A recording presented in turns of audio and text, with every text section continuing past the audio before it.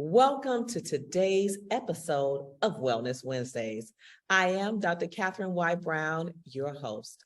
I'm excited, as always, when I have an opportunity to introduce you to our special guests.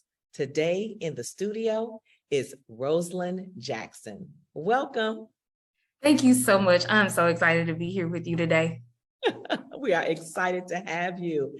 Now, listen, you wear many hats, and then the hats that you wear turn into more hats. So for our viewers around the world, tell them about the work that you do. Okay. Well, I am a United States probation officer for the Western District of Tennessee. I supervise people placed under supervision from a federal judge. I am the reentry specialist for our district. So I have a lot of hats as a reentry specialist and as a probation officer. I maintain court files and records and make sure I report to the court, but I also have to give people an opportunity for positive change. So that is one of my main goals, is that you leave better. When you leave probation or leave supervision or leave my presence, honestly, you leave better than you came. Whether it's if I make you smile, if I give you something to think about, if I give you something to settle in your spirit for the next time, I'm just here to give you an opportunity to have positive change and hold you accountable for the things that you do or don't do. So when we think about like the work that you do, and it's very hands-on because you're interacting with people and their lives, we know that for the last 2 years, lives changed due to the COVID-19 pandemic. Specifically, how did your work and your role change due to the COVID-19 pandemic?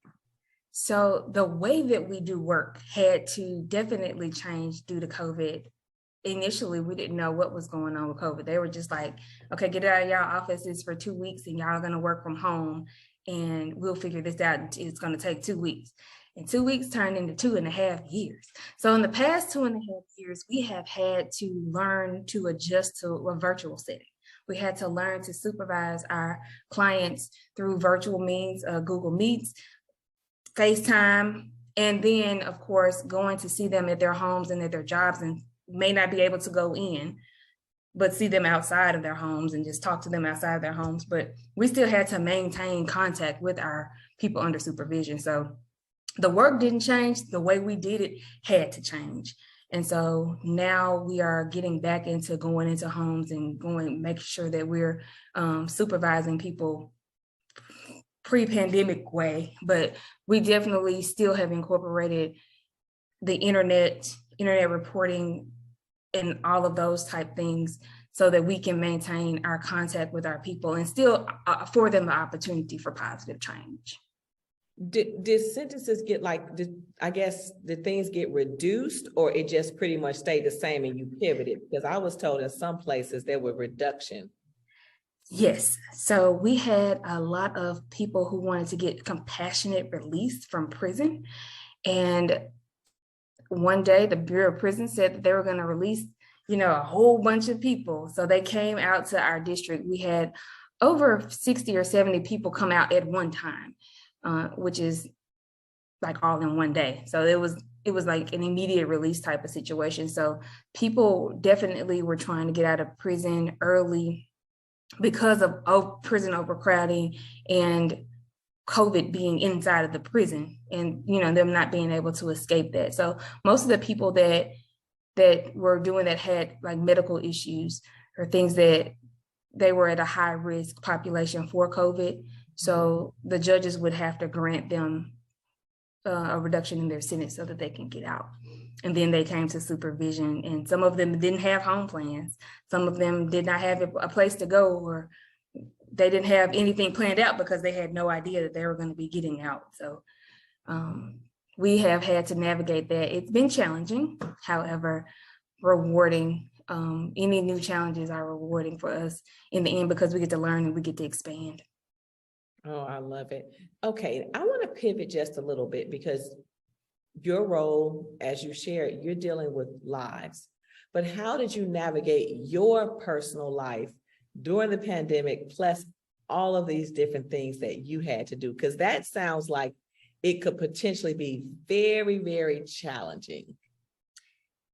Indeed challenging. Therapy. Therapy was my friend, especially in the beginning of the pandemic. I've learned so much about myself during the pandemic. I thought I was an extrovert.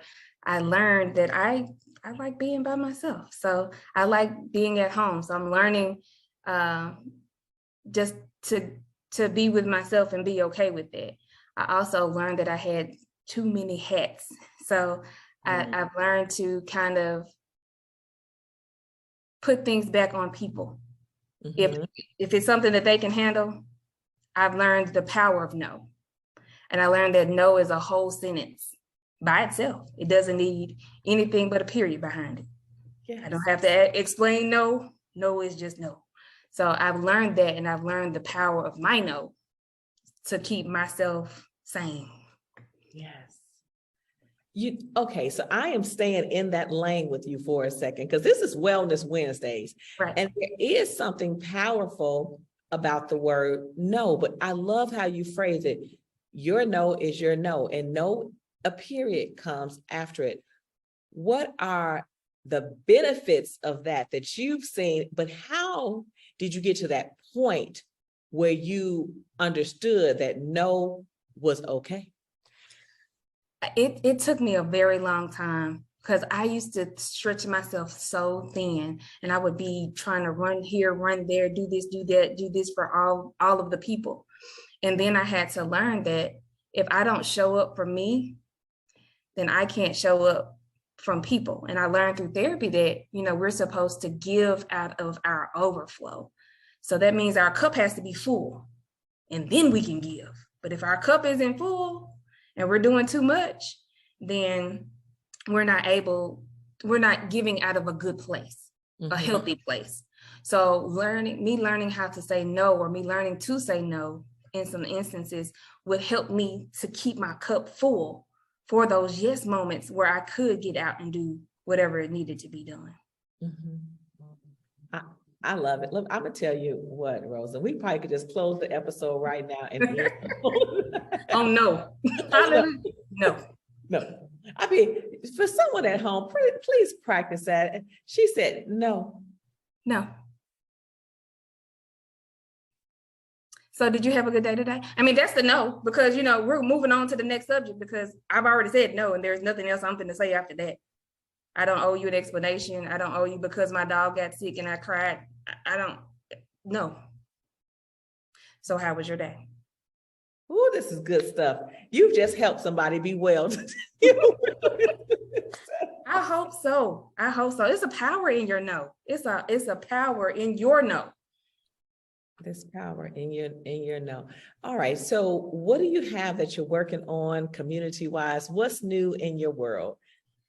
New things in my world. I have started to branch out to doing motivational interviewing. I want to make sure that I am a good probation officer, a probation officer that my clients can come and talk to. And I also work on my listening skills. I'm just a learner. I like learning. I love to go to trainings. So that's my focus right now, training so I can be at full, so that I can give in my overflow, and so I can know what I'm talking about. Because if we don't know what we're talking about, then why are you talking? So that's where I am right now, just learning and training and just being active in my sorority, getting back active after a hiatus of a good 8-9 years. So I'm excited about all of those things. And I'm a caregiver for my mom. Oh, wonderful, wonderful. So I know there are probably some aspects of your role that are, confidential, but then I also know that you do community work. So if people want to follow up with you, follow your journey, connect with you and the things that you're doing in the community, is there a way for them to do that?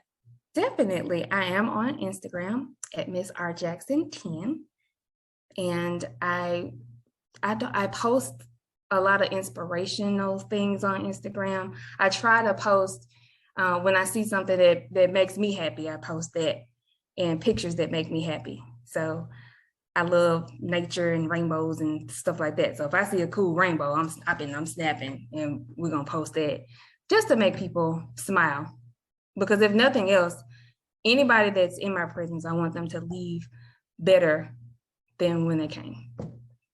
Do you have a success story that's like the one that just warms your heart that you can share? Because it seems like you've experienced so many emotions through your work, but is it just that one story when you're like, this was amazing? It's so many stories that I could share. It's the one that kind of helps me is when it's been 5 years since someone gotten off supervision, and I have a client, she will call me, Miss Jackson, what you doing? I said, Miss such and such, what you want? What you doing? I told you when you got off probation, you was still gonna call me, you were gonna miss me. She said, yes, Miss Jackson, you're right, but I need to tell you what's going on in my life. I'm doing this, I'm doing well, I've been at my job for 4 years, and those type things, they just bless me and they keep me going. They keep me knowing that I am doing something right, or that, you know, God is doing something through me, that I am able to love on his people. Mhm. That's a beautiful thing. And I'm glad you said that, because sometimes when you do work in the community, it's affirming. And sometimes you might be having a day where you're wondering, am I doing what I need to do? Am I doing enough? Is it the right trajectory for me? Well, oh, what am I doing?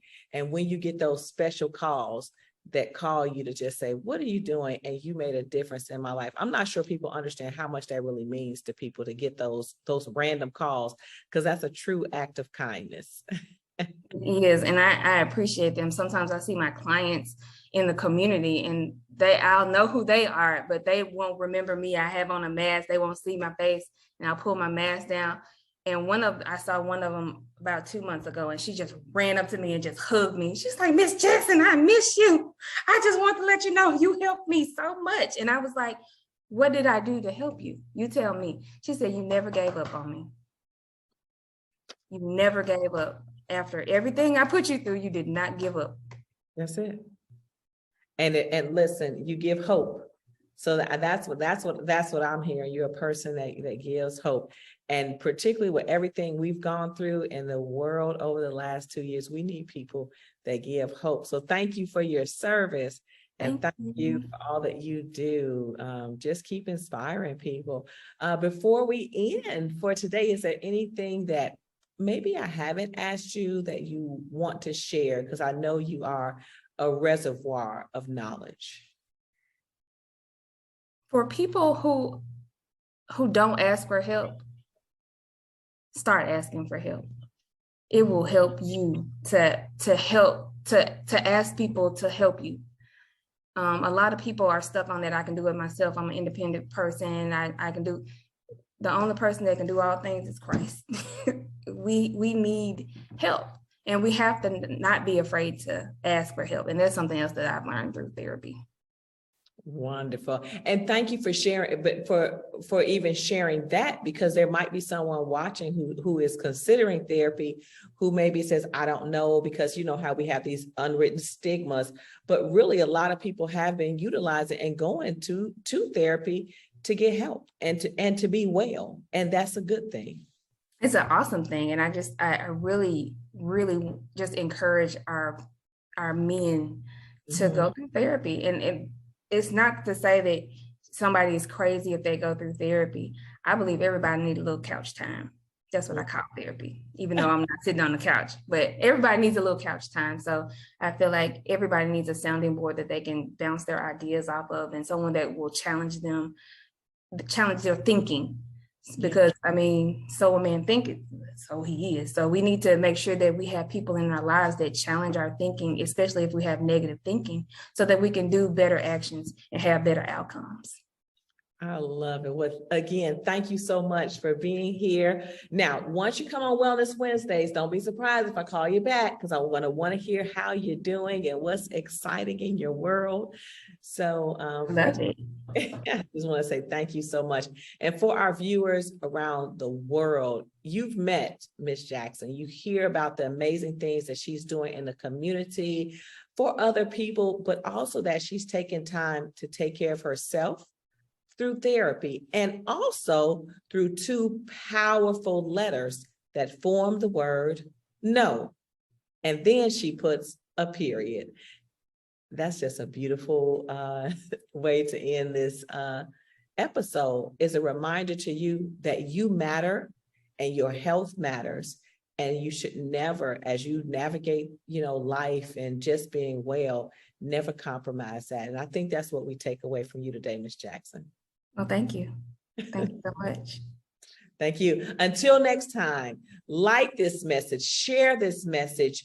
Other people need to hear today's episode of Wellness Wednesdays, and I'm counting on you to help spread the word. Until next time, I am Dr. Katherine Y. Brown, your host. Have a great day, friends. Bye. Thank you. I love it. This is my first ever podcast. I'm excited.